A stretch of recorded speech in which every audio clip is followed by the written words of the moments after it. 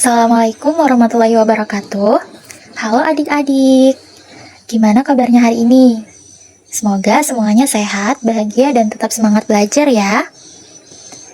Nah, pada hari ini kita akan belajar tentang mata pelajaran Pendidikan Agama Islam dan Budi Pekerti dengan materi Surah At-Tin.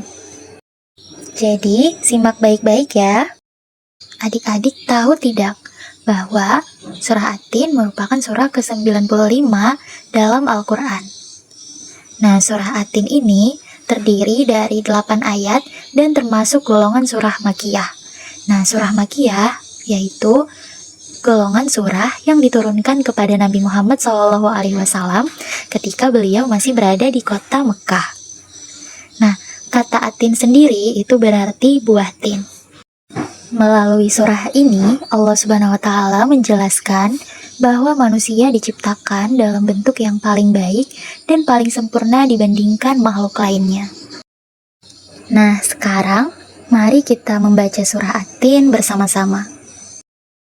A'udzu billahi minasyaitonir rajim. Bismillahirrahmanirrahim.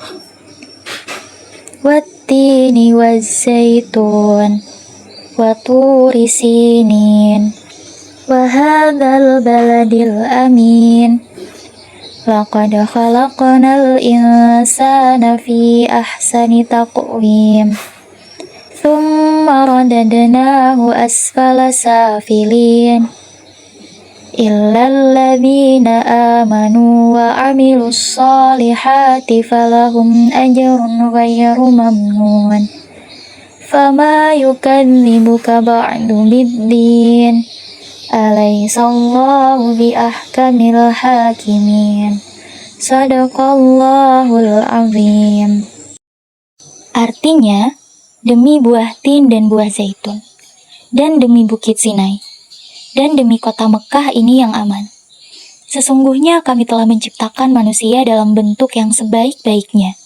Kemudian kami kembalikan dia ke tempat yang serendah-rendahnya, yaitu neraka.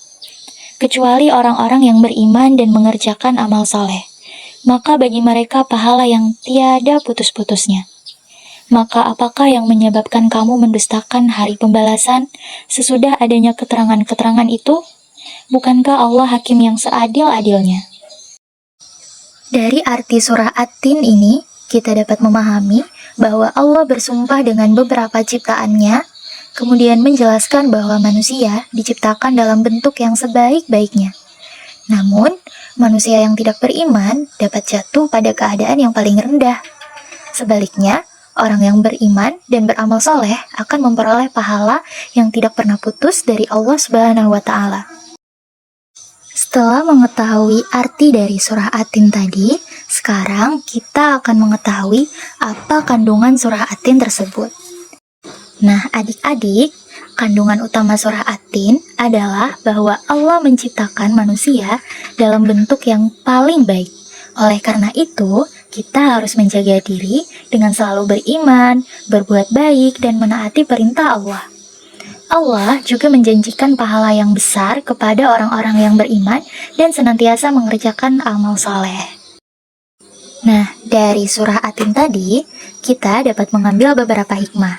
Yang pertama, kita harus bersyukur karena Allah telah menciptakan manusia dalam bentuk yang terbaik.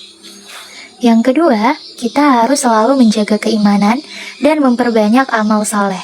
Dan yang ketiga, setiap perbuatan baik yang kita lakukan akan mendapatkan pahala dari Allah Subhanahu wa Ta'ala. Baik adik-adik, mari kita simpulkan pembelajaran kita hari ini. Hari ini kita telah belajar bahwa surah At-Tin merupakan surah ke-95 dalam Al-Quran yang terdiri dari 8 ayat. Surah ini mengajarkan bahwa Allah menciptakan manusia dalam bentuk yang paling baik. Karena itu, kita harus selalu bersyukur, beriman, beramal soleh dan melakukan perbuatan baik agar memperoleh pahala dari Allah Subhanahu wa Ta'ala. Nah, adik-adik, pembelajaran kita hari ini telah selesai. Semoga materi tentang surah At-Tin dapat menambah pengetahuan dan semakin memotivasi kita untuk menjadi anak yang beriman dan berakhlak mulia. Jangan lupa membaca kembali surah At-Tin di rumah, menghafalkannya, dan mengamalkan isi kandungannya dalam kehidupan sehari-hari.